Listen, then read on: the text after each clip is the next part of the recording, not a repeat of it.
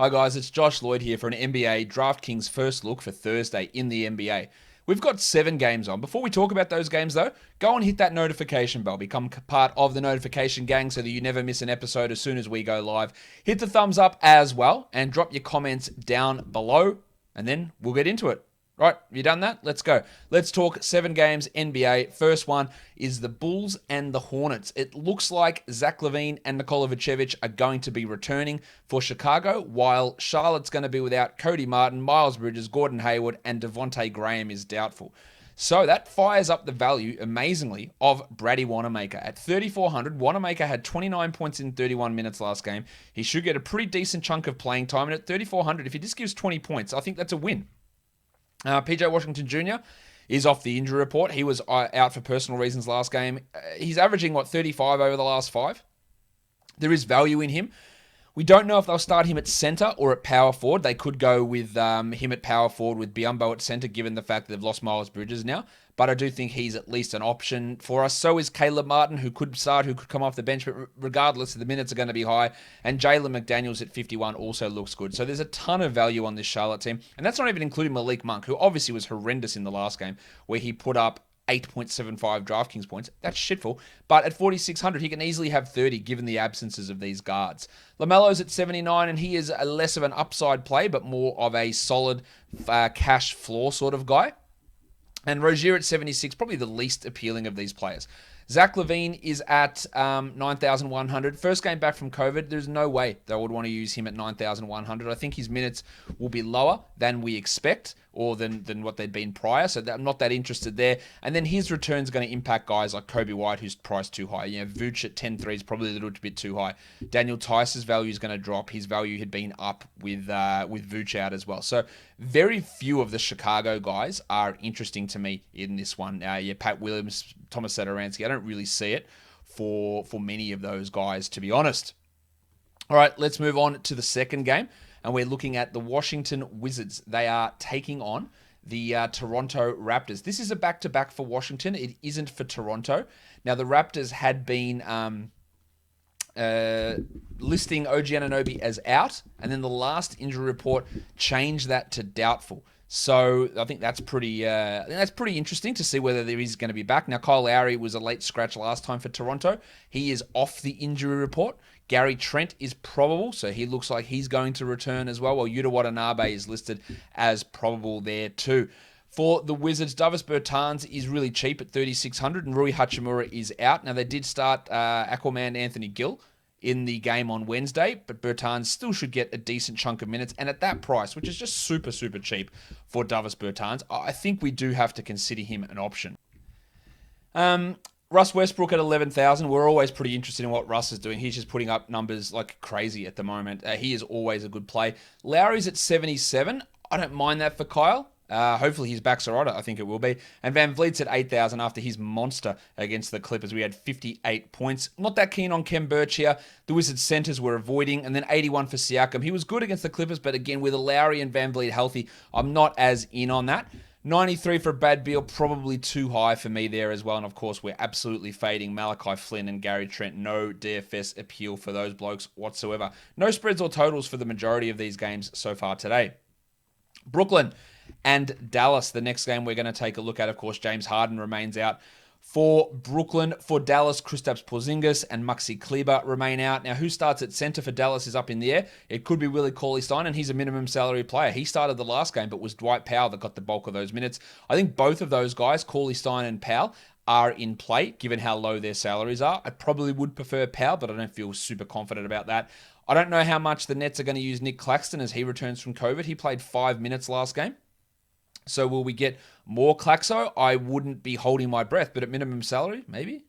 Tim Hardaway at 52, he's going to get more run with Kleber and Porzingis out. I feel confident in that. So Timmy at that price, who's going to shoot a lot, I like it. Doncic is at 10.9, which looks pretty strong to me as well. And 9.7 for Kyrie. I love what Kyrie's doing at the moment. He is putting up huge numbers, almost 50 a night. At the moment, so he looks pretty good. Durant at 9.9 also looks good. He's actually giving us 50 a night, so there's good value in those guys. Finney Smith I'm not keen on. Griffin, Green, Shamet, Brown, all those sort of Nets peripheral blokes, probably not going to be strong options for us here. The next game we take a look at, we go to the Pacers. They are hosting the Atlanta Hawks. Both of these teams coming in on a back-to-back, no spread or total. I'd be pretty surprised if we see Malcolm Brogdon play in this game. He's dealing with that hamstring, I think it is, injury, but I don't even know. There's so many injuries going on at the moment. Anyway, all I know is that Malcolm Brogdon's not going to play most likely. And we did have Goga Badadze return. We don't know if Jeremy Lamb's going to be back in this one after sitting out the last few as well.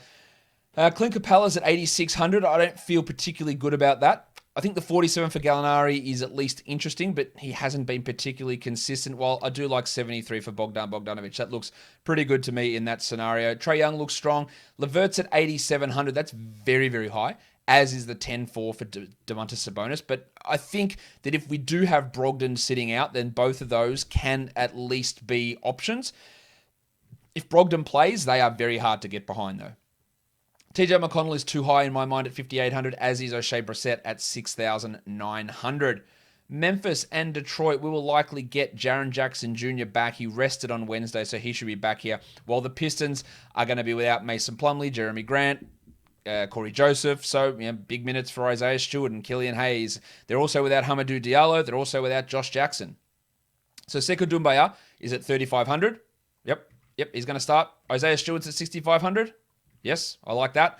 Saban Lee at 3,400. There's just such a lack of guards on the Pistons that maybe he's going to have to get some action.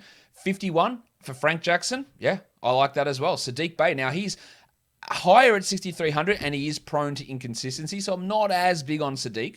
He had 24 just in the last game, but he's not a horrendous option. 59 for Kyle Anderson is okay, but with Jackson back, Jaren Jackson, a lot of Jacksons in this game, I'm not super interested in it. 52 for Killian Hayes is an interesting GPP option, while 85 for Ja Morant, it just feels way too high, given the inconsistent nature of his production at the moment. The next game, we look at the Oklahoma City Thunder. They are taking on the Golden State Warriors in this one. Lou Dort is questionable. Eric Paschall is questionable. Alexei Pokusevski is out. So Isaiah Roby at 4,500, he's going to get an opportunity to start again. Now, whether we load up on him, probably not, but at least there's some upside there. No Damian Lee again for the Warriors, so you could look at Bazemore and Poole as some GPP plays. I think Draymond at 72 looks really solid, like really, really strong floor there for Green. And Steph at 10-6. Steph's getting 56 a game at the moment, and look, he might not have to play all four quarters in this one, but I think he can still put 50 plus up. Dort at 64, I reckon, is burning money, especially considering he's listed as questionable. And if Dort is out, then Baisley at 62 absolutely comes into play. And then Andy Wiggins, surprising everybody, he's putting up strong numbers, Wiggo. He is averaging 37 over the last 5, which is totally fine value.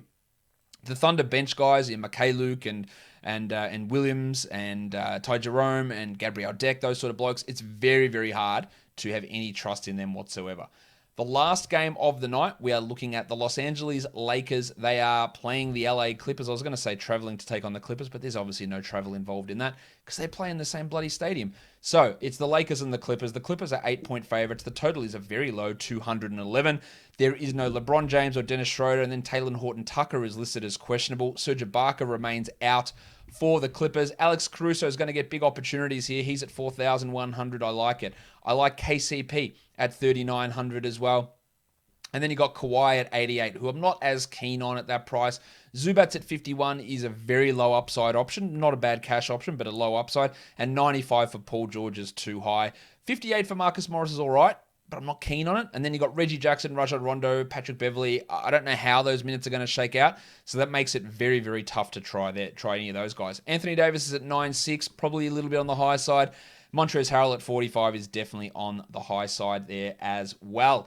All right, that is it for all of the games for Thursday in the NBA. But let's have a look at where the value lies across the slate. A guy I should have mentioned for Detroit, Tyler Cook. He's going to have to play some minutes at 3,100.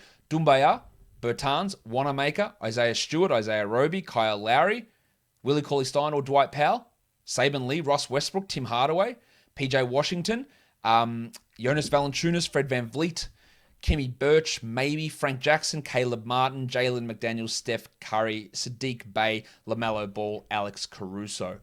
That'll do it for this show. Don't forget, thumbs it up, leave your comments, hit the notification bell. Subscribe to my channel as well in the description and the title. Josh Lloyd, Fantasy Basketball. Guys, we are done here. Thank you so much for watching, everyone. See ya.